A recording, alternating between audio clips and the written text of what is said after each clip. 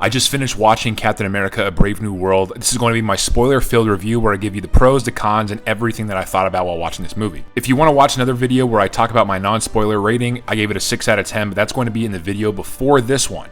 But if you want to watch this video, this is going to be a spoiler-filled review of me talking about everything that did and did not work. But for the record, I enjoyed this movie. I thought it was fun. Is it the greatest MCU movie ever? No, but it was fun. I enjoyed it. I like seeing Anthony Mackie as his character. Anthony Mackie is great as Cap. He's going to do an amazing job leading the next era of the Marvel Avengers. I just buy him. I buy it.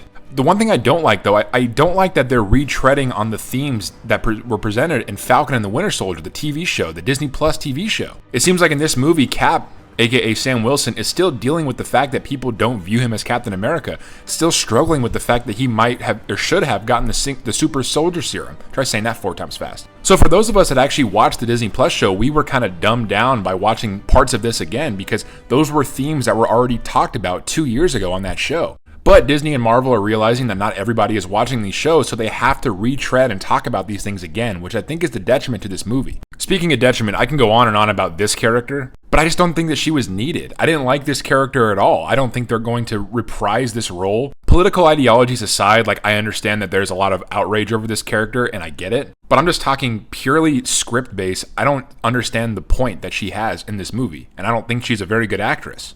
I understand bringing back Sharon Carter would have been weird given the fact that we figured out that she was kind of behind a lot of different stuff, but having her in this movie would have made it feel more like a Captain America movie, and she could have taken over all the roles of everything that Ruth, that character, was doing. I'm really upset that we got the great Giancarlo Esposito to play a villain in the MCU. He was Sidewinder, a member of the Serpent Society, but he was kind of a throwaway exposition type character. We will definitely see him again in the MCU. He's just too good. Like when you see him on screen, he is the villain. Which brings me to the villain, the leader, aka Samuel Stearns, reprised by Tim Blake Nelson from 2008's The Incredible Hulk. Yeah, for those of you that don't know, 17 years ago, a movie came out about The Incredible Hulk starring Edward Norton as Bruce Banner. 2 actors from that movie reprised their roles. Obviously, you have Tim Blake Nelson here. And then later in the movie, Liv Tyler reprises her role as Betty. But I didn't like what they did with the look of the leader. The leader is supposed to have a huge head similar to mine, a lot of forehead. But they kind of gave him this brain thing. I don't think it worked. I didn't like it. I like that we finally have some confirmation on what's going on over here with the Celestial Mass. It's adamantium. We all kind of foresaw this and it was talked about for the last couple of years, but now we can kind of stop the conversation. Hey, why is no one talking about the Celestial Mass in the Indian Ocean? It's here. I really liked Harrison Ford's portrayal as Thunderbolt Ross. I thought it was great.